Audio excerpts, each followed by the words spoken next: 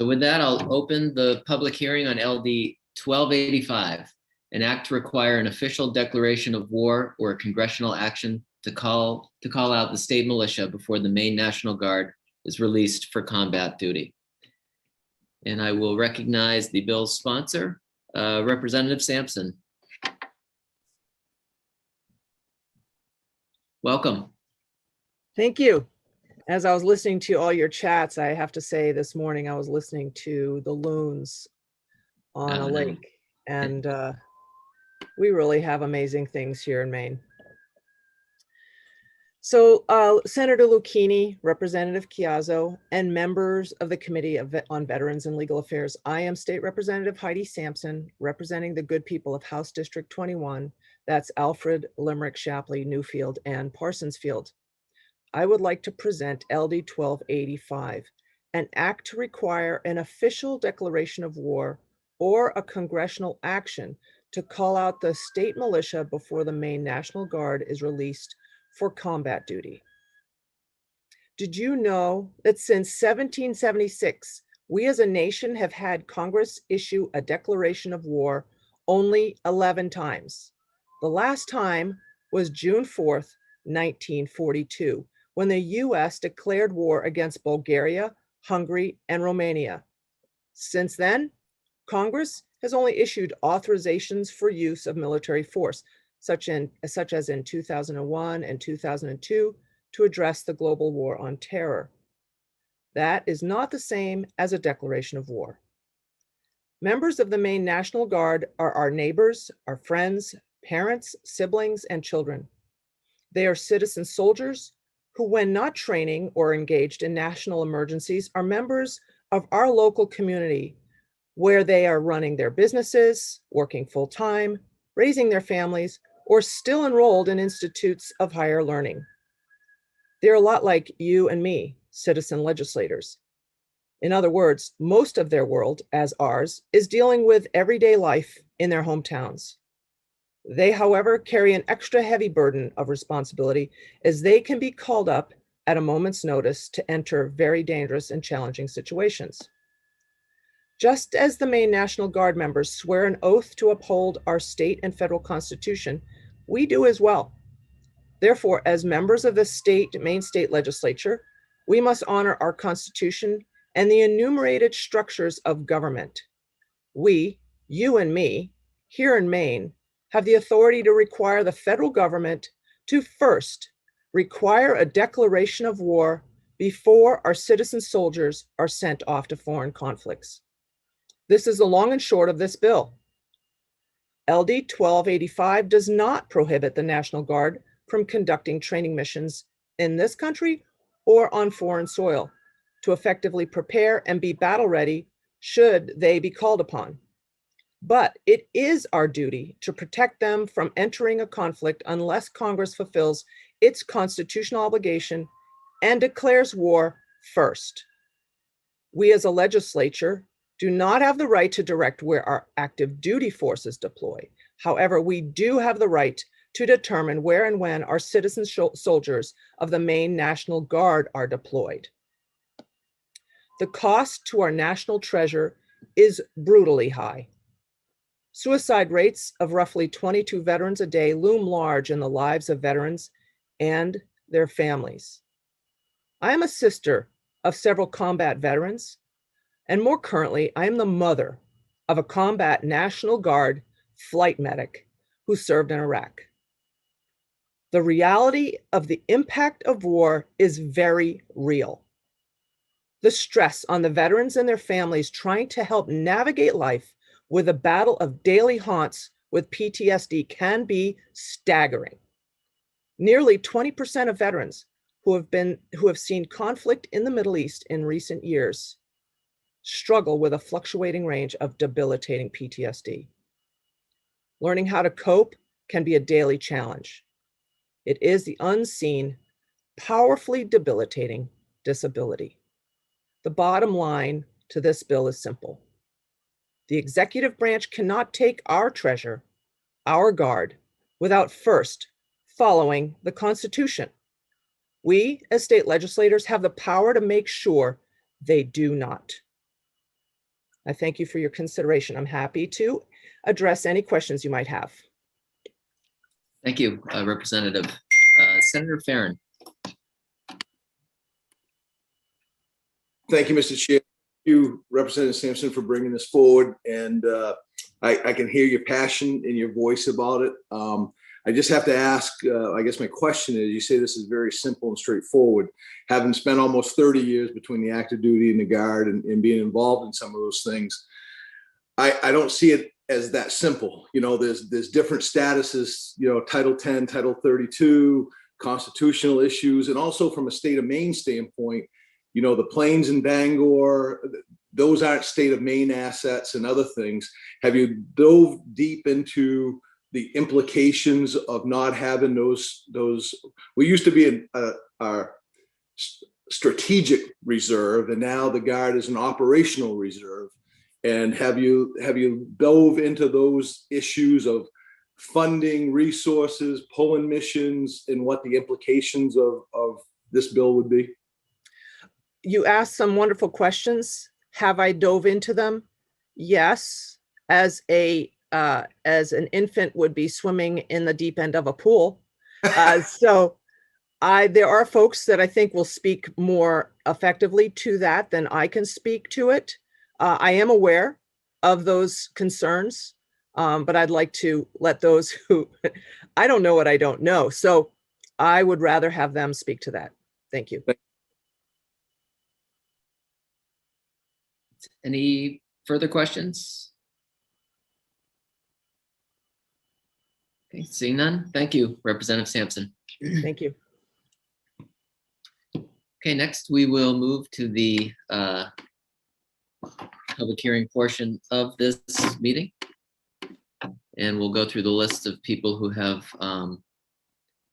signed up to sponsor in advance. So we have Raymond Cloutier, we'll begin with, followed by Dan McKnight.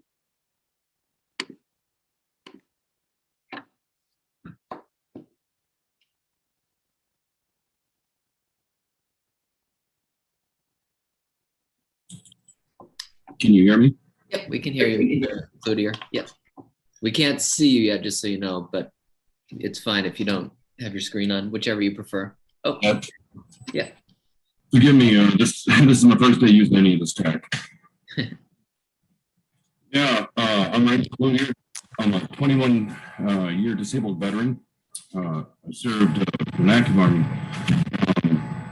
But this issue is just not just for me. I also represent American Legion Post 39 in Madison, Maine. We passed a resolution on this in support of this, because it's not just a legal issue for us, it's also a moral one. The problem is National Guard are Maine soldiers. The first three primary missions of the National Guard is for Maine. Their last mission is to go to foreign soil and fight if the federal government meets its obligation and get an act of war. The reason this is important and why I say it's a moral issue is because, quite frankly, if you're sending soldiers to foreign lands to fight without an act of war, then they become very compromised in their definition. Are they mercenaries because they fight for money? Shock troops? The world's police force? Are they UN soldiers? No. National Guard are the state of Maine soldiers. Their three primary missions are definitely infrastructure, emergencies, civil unrest. You know, these things, there are people. They're not federal troops. The government has to ask our permission. That's why an act of war is needed. To do so without it taints what they do. They took an oath. Why can't the federal government meet their obligation? That's our standpoint. And I know what our opponents to this are going to say, and I've already heard it. Funding. Yep, funding. I get it. Money means everything.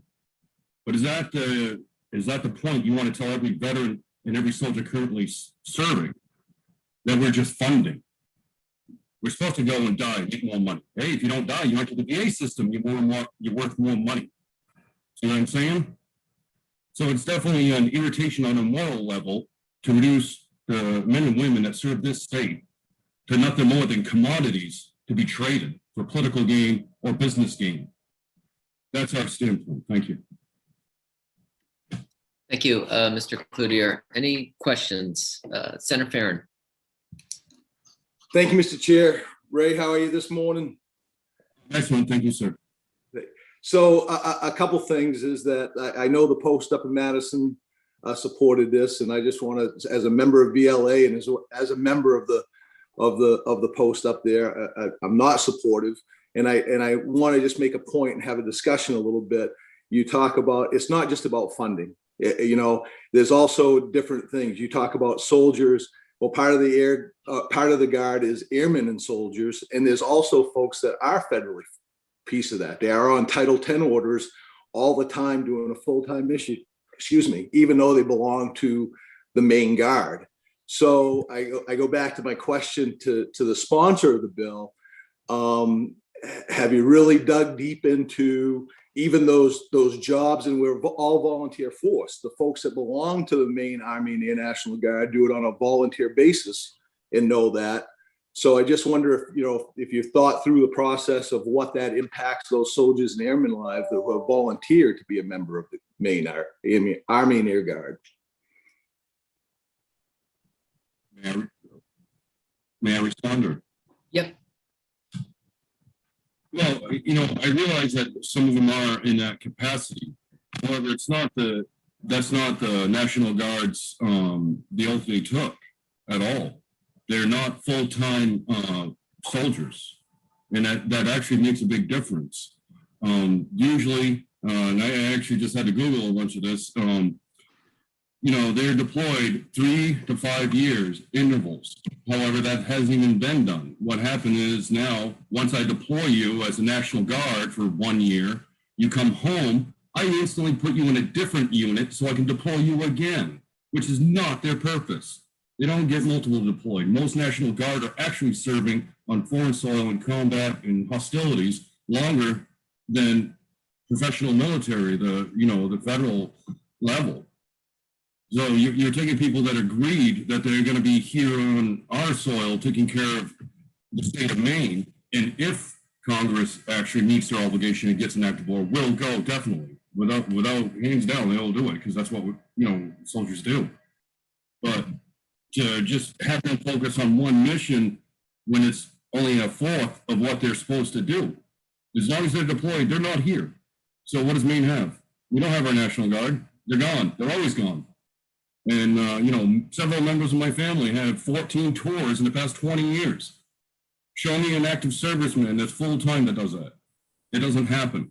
They're abusing our National Guard because it's cheaper and easier for them to do so. So I do definitely think it's a moral issue, as well as a constitutional one. The federal government has not met what they are supposed to meet. We have oaths, they have they fail to do it. The National Guard doesn't belong to Homeland Security or anybody else. It belongs to the state of Maine. And just use funding as a fear tactic is redundant. It sends a very bad message.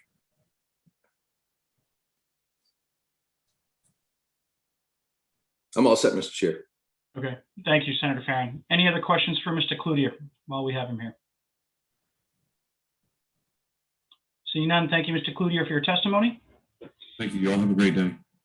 Up next, we have Dan McKnight, and he will be followed by Harrison Kemp. Dan, whenever you're ready, sir.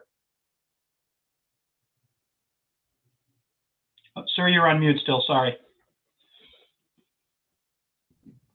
Thank you, Mr. Chairman and members of the committee. My name is Dan McKnight. I'm a veteran, 13-year veteran of the military. I served in the United States Marine Corps, the active duty Army, and the last enlistment was with the National Guard, where I deployed to Afghanistan, and I was injured in 2005 when I was there, 2005, 6, and 7.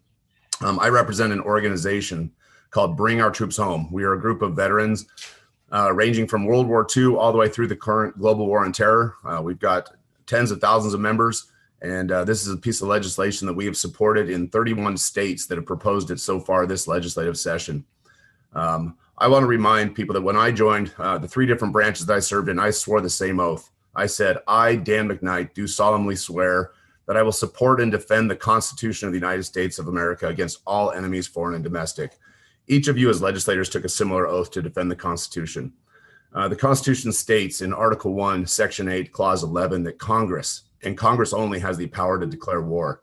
However, they've abdicated that authority to the executive branch for almost 80 years.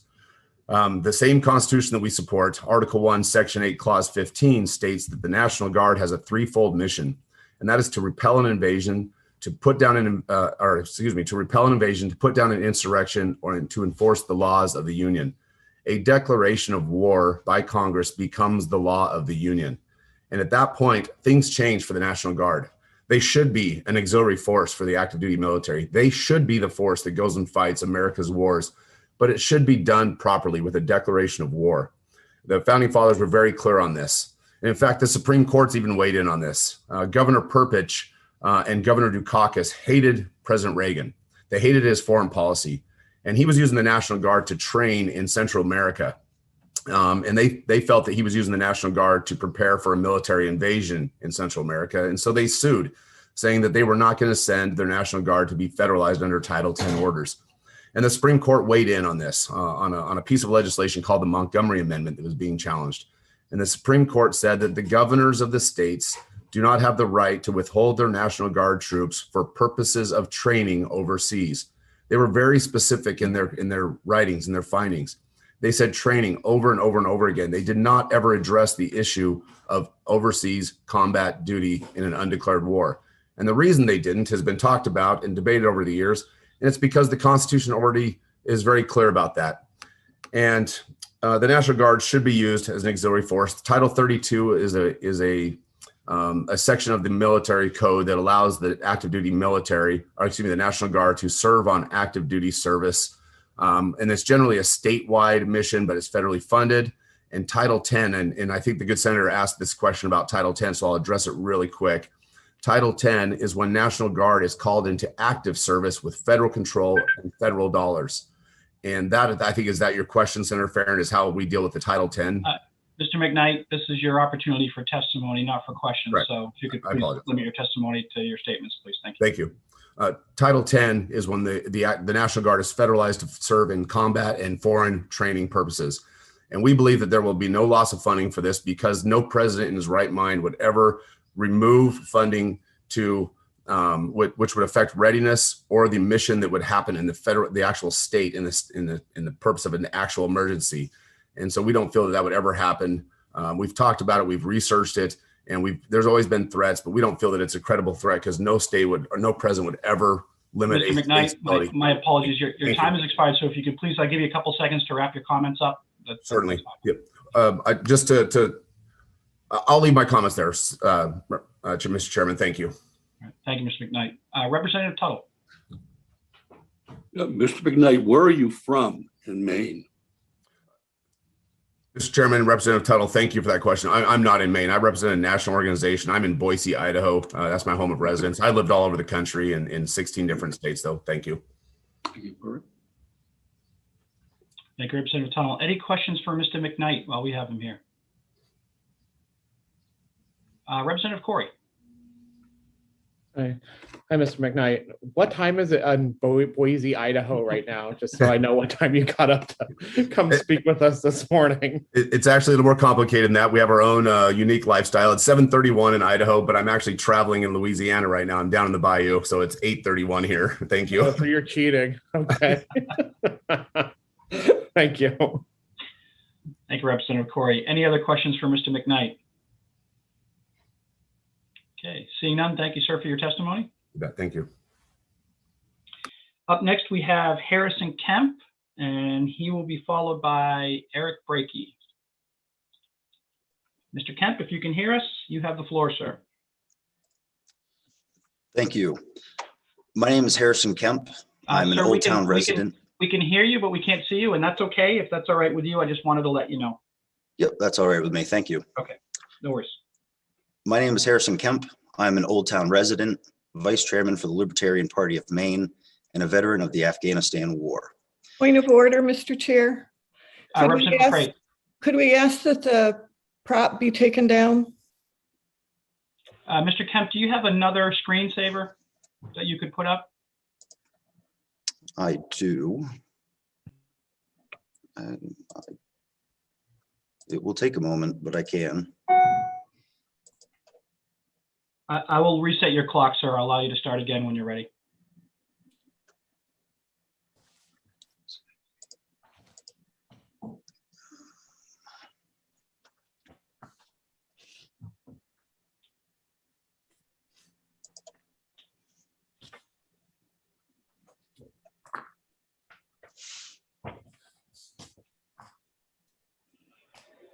After he figures this out, I want to know how to do it because I wondered how I changed that image, not the background images, but the little like image on the thing. Oh, okay. I will not be able to help you with that, Representative Corey, because I could not figure it out. So. Thank you, Mr. Kemp, for your compliance. We very much appreciate it. I'll reset for you, sir. You can start when you're ready.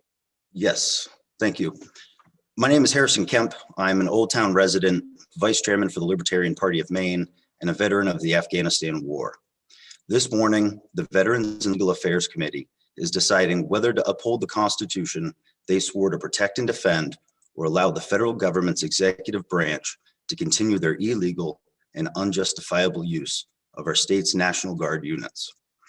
I implore the committee to pass on this important legislation, which seeks to reestablish the governor's position as Commander-in-Chief of the National Guard, unless Congress has formally declared war, the country is under invasion, or to execute the laws of the nation.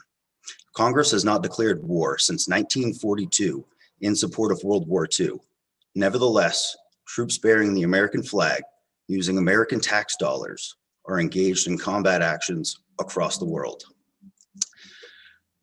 So I have to ask, where are the invaders beating down the door? And furthermore, if there is an invasion, should we not all be more inclined to maintain our defenses rather than allowing them to be whisked away to foreign lands? And what law is being executed, which is of such great consequence to our residents that their defense force should abandon them in an effort to enforce it? As John Randolph said in December of 1811, is war the true remedy? Who will profit by it? Speculators, a few lucky merchants who draw prizes in the lottery, commissaries and contractors. But who must suffer by it? The people. It is their blood, their taxes that must flow to support it. The government of the United States was not calculated to wage offensive foreign war. It was instituted for the common defense and general welfare, and whosoever should embark it in a war of offense would put it to a test which it was by no means calculated to endure. So with that, I'm calling all Republicans, Democrats, pacifists, constitutionalists, communists, libertarians, socialists, and veterans to support the passage of this bill. In the spirit of uniting against the greatest empire the world has ever known, of returning state sovereignty, of upholding the Constitution, of ensuring our safety, the right of self-determination, I call on you to support the passage of this bill. Thank you for your time. Thank you, Mr. Kemp. Any questions for Mr. Kemp? Mr. Kemp, if you could take your image down, please. Thank you. Yep, any questions for Mr. Kemp while we have him here? All right, seeing none, thank you, sir, for your testimony. Up next, we have the Honorable Eric Brakey. When you are ready, sir, the floor is yours. Well, it's good to see all your faces this morning. Senator Lucchini, Representative Chiazzo, members of the Joint Standing Committee on Veterans and Legal Affairs. I am Eric Brakey, former Maine Senator from Androscoggin County, and I'm before you today to testify in favor of LD 1285, Defend the Guard. Do you remember where you were 20 years ago when the first Maine boots hit the ground in Afghanistan? While I may be a younger citizen than most on this committee, I'm old enough to remember the start of that war and the justification for it. That is not true, sadly, for our youngest men and women in uniform born after the war began and sent off to fight foreign young men and women who were also born after that war began. This began as a mission for justice, and that mission was accomplished. Bin Laden was killed 10 years ago. All his co-conspirators today rot in graves or jail cells. Yet the mission kept changing, first from a mission of justice, then to a mission of nation building, and now to a mission so foggy and unclear that no one can name it. After 2 decades of mission creep, The recently declassified Afghanistan papers revealed that top military officials have no clear idea of what victory even looks like in Afghanistan. Huge bipartisan majorities among both veterans and the American public at large say it's past time to bring our troops home. Yet a tangled web of private special interest influences hold back Congress from taking action as they passively allow the war to drag on for the benefit of war profiteers. As Major General Smedley Butler of the U.S. Marine Corps, a retired general and two-time Medal of Honor recipient, famously said, "War is a racket." Washington, D.C. continues sending Maine's sons and daughters into this longest war in American history with no clear mission, no end in sight, and not even a basic congressional declaration of war. Article 1, Section 8, Clause 11 of the U.S. Constitution empowers Congress and Congress alone with the power to make war on another nation. But since World War II, Congress has been content to obfuscate accountability and defer decision-making to the executive branch, which James Madison called the branch of power most interested in war and most prone to it. Article 1, Section 8, Clause 15. All right, Mr. Brakey. I'm sorry, what's going on? We just had some feedback. My apologies. Okay. Article 1, Section 8, Clause 15 of the U.S. Constitution, known as the Militia Clause, permits Congress to call forth the National Guard into federal service to execute the laws of the Union, suppress insurrections, and repel invasions. As was previously mentioned, in the 1990 Supreme Court decision clarified that the National Guard may be sent to foreign training missions without a declaration of war, but gave no authority for our troops to be sent into war without a declaration. So Washington, D.C. owes our men and women in uniform a clear mission and a clear declaration of war. Until such a time as Congress fulfills its constitutional duty, the Maine legislature should exercise its own constitutional authority to defend the Maine National Guard. Defend the Guard would not prevent the National Guard from deploying to other states to offer assistance or participating in training missions overseas or going into federal service for the reasons explicitly written in the U.S. Constitution. Its sole narrowly defined purpose is to prevent the National Guard from being used in illegal, unconstitutional wars and requiring that congressmen put their names on the dotted line before they ask our Maine soldiers to put their boots on the ground. I ask the whole committee to vote ought to pass on this very important legislation. Thank you very much, and I'm happy to take any questions that you have. Thank you, Mr. Brakey. Senator Farron. Thank you, Mr. Chair. The Honorable Senator Brakey, how are you this morning? I'm doing well, Senator. It's good to see your smiling face. Good to see you as well. Hey, a couple questions. You heard probably some of them asking beforehand, right? Is that I heard concern over that our soldiers and airmen deploying on Title 10 orders takes away from the resources here in the state of Maine. Are you folks familiar with how that planning process goes and how the resource documents work? I mean, part of that obligation is that we have to maintain the resources here in the state before forces leave the state. And my question is, do you folks understand how that process and that staffing document works? Yeah, I believe that Dan McKnight was the individual who could speak most articulately to that. I don't think there was a question for him about that, but I'm sure he'd be more than happy to be available for the work session to go into detail on that. Unlike him and several of the other members who have testified today, I have not personally served in the National Guard, so I can't speak to the intricacies of all that. But I know that Dan and some of the others testifying today could speak to that more in depth. So, and also this is a question, you folks here, and I understand that you're working on other states on this legislation. Quite honestly, out of the gate, this seems to be more of an issue that needs to be addressed with the federal delegation at the federal level. And are there efforts on that front with your group and these other groups addressing the federal delegation? Well, I would say that Congress is completely and totally gridlocked. There have been efforts for 20 years now to, we've all seen it over the last 20 years since these wars began, of at various points, different groups kind of questioning both the constitutional authorization for these wars, the mission of these wars, what victory looks like.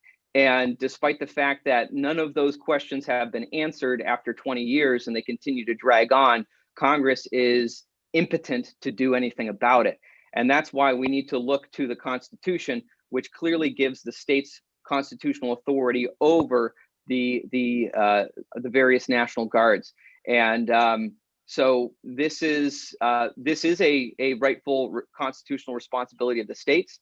Certainly the states have not exercised it in some time, and that's partly why we're in this situation today. The states need to stand up for the National Guardsmen, and that's the opportunity before you all right now.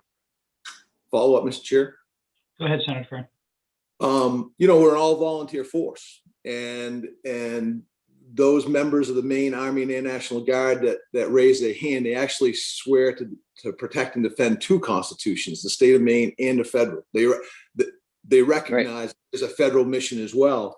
Have you given any thought to we talk about recruiting. I think you was a member when we passed the tuition assistance for our Guard members here in the state of Maine, and that some of those members, this is an opportunity to be a citizen soldier or airman and defend both the federal and the state constitution.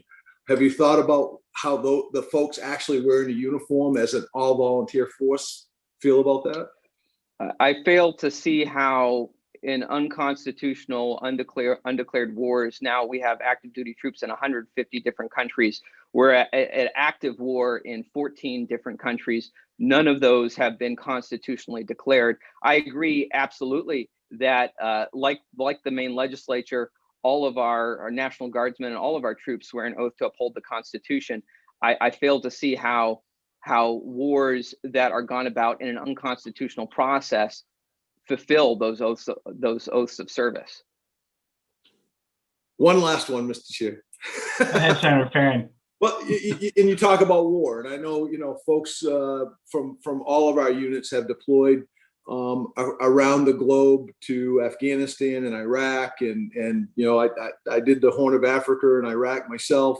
But there's also under Title 10 a number of humanitarian and training missions that are still under the federal piece.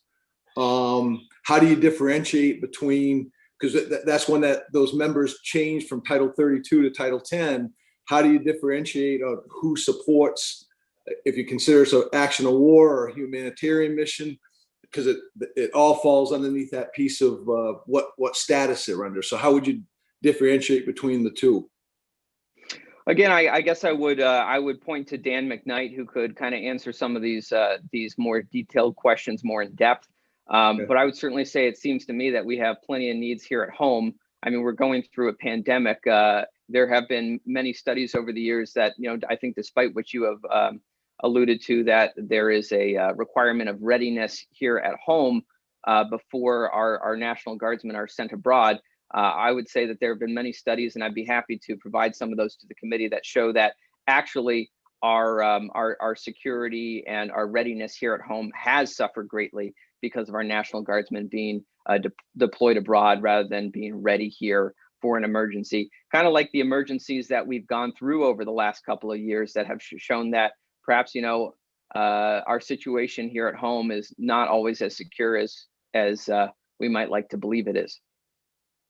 Sorry. Well, I love this conversation. So I got to say, I think that I don't agree with the last piece about our readiness here. I think our soldiers and airmen in the Maine Army and Air National Guard have done a tremendous service. They've been involved in the pandemic, going back to ice storms and everything else. So I don't think our readiness, that's just my opinion and looking at the briefings that we get. I'd also say, a couple of the comments made, and I'd ask your opinion on this, is that some people have said that it comes down to funding. Well, part of the majority of the funding that we do get comes from the federal government for the readiness of the Maine Army and Air National Guard. We just went through this as a committee, going through the budget piece and how the allocation goes.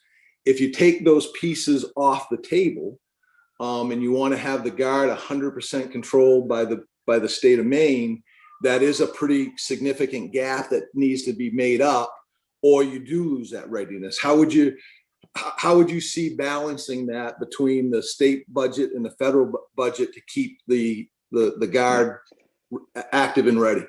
So first of all, I would say two things. First, I would go back to the point that Dan McKnight made, that I think that the threats to defund the state National Guards from the federal government if we don't comply with their, unconstitutional wars. I think that's a bit of a hollow threat. We'll see. This legislation is being posed now in 31 states. If states actually start standing up for their guardsmen across the country, I think that's a bit of a paper tiger threat. But beyond that, I think that we also need to look at the fact that we say that this is federal government money, but it's not federal government money. This is money that was taken from us and is ransomed back to us by the federal government with strings attached. The Washington, D.C. doesn't have any money on their own. They tax it from us, they borrow it from our kids, or they print the money and steal it from the savings of the American people. So this isn't the federal government's money. If we're going to dance to the tune of Washington, D.C., whenever they try to, ransom our own money back to us, then we are heading down a very dangerous path that our founders would be appalled at. Senator Farron, you good? Yeah, no, we could go on, but we're good. Okay, thank you. Any other questions for Mr. Brakey while we have him here? Seeing none, thank you, Mr. Brakey, for your testimony. That concludes the list of people signed up for a public hearing. If there's anybody in the attendee room who wishes to speak who has not spoken yet, please raise your virtual hand and we will recognize you at this time. Okay, I will bring in Mr. Horton.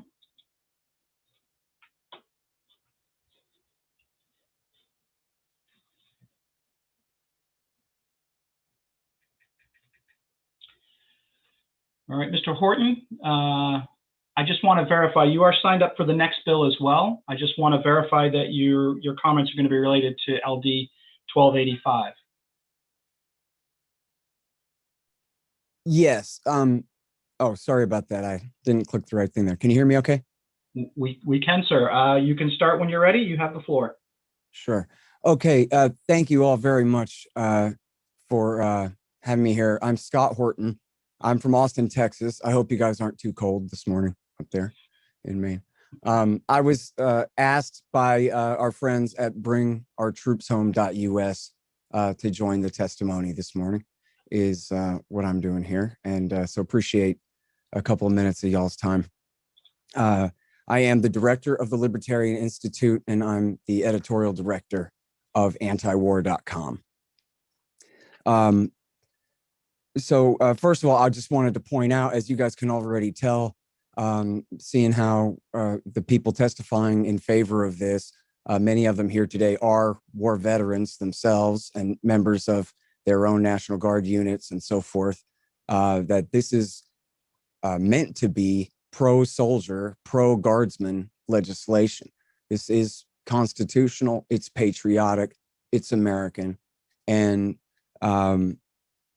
And so, you know, that's usually when the topic of anti-war type legislation or activity is brought up, it is, you know, somehow made to be some kind of throwback to 1967 or something like that. But this is a whole new era here.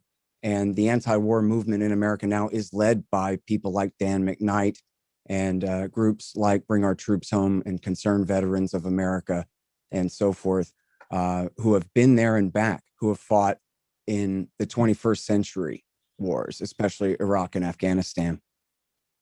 When we talk about the declaration of war here, it's not just a technicality. And, you know, fealty to the law in the Constitution, Article 1, Section 8, Clause 11, that is important.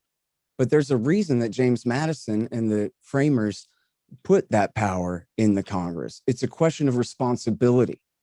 And I don't know if you guys know this story, but back in 2002, October 2002, before they voted on the authorization for war against Iraq, Representative Ron Paul was on the Foreign Relations Committee, and he introduced a declaration of war against Iraq.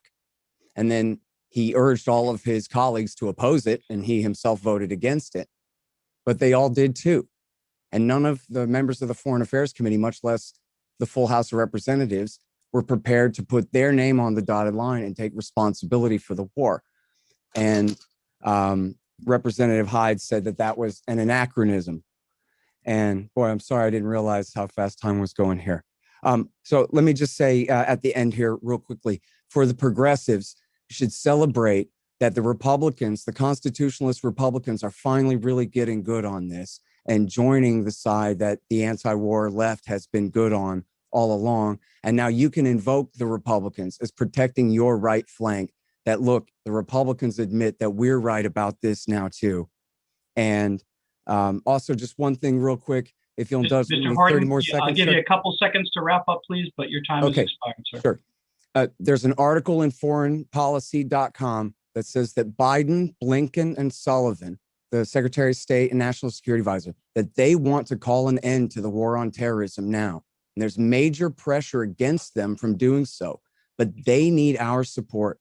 So if Democrats and Republicans can join together on the state level and let their voices be heard and let the president know that we stand with him in calling an end to the 21st century terror wars, then that could make a really big difference right now. Thank you. Thank you, Mr. Horton. Any questions from the committee? Seeing none, thank you, sir, for your testimony. Anybody else in the attendee room? I see Mr. Pickering. All right. Let me bring Mr. Pickering in.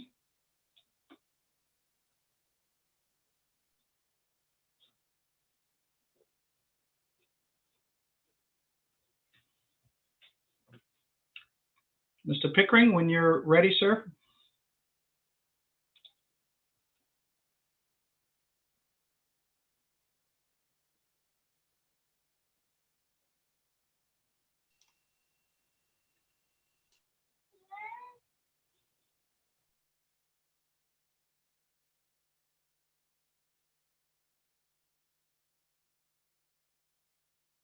Mr. Pickering, can you hear me? If you can, sir, you're in the attendee or in the panelist room.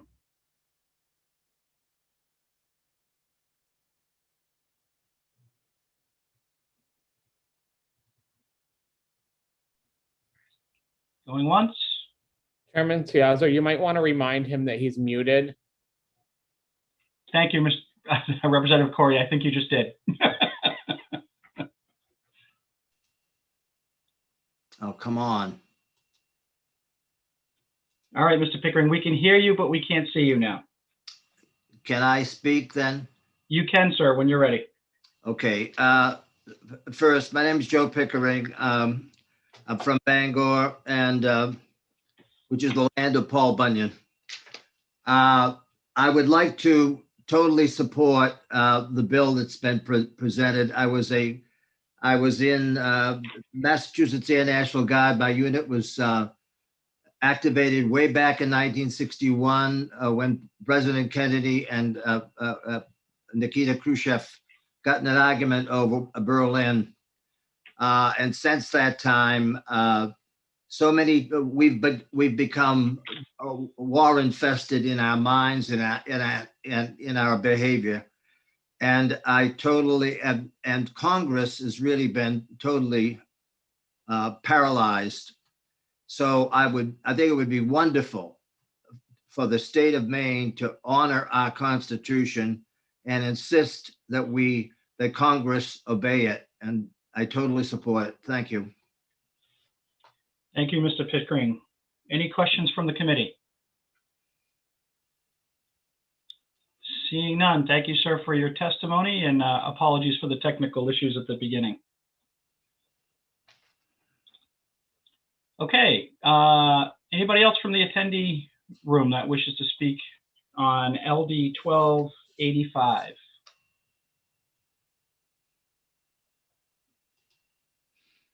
Okay, seeing none, we will close the public hearing on 1285.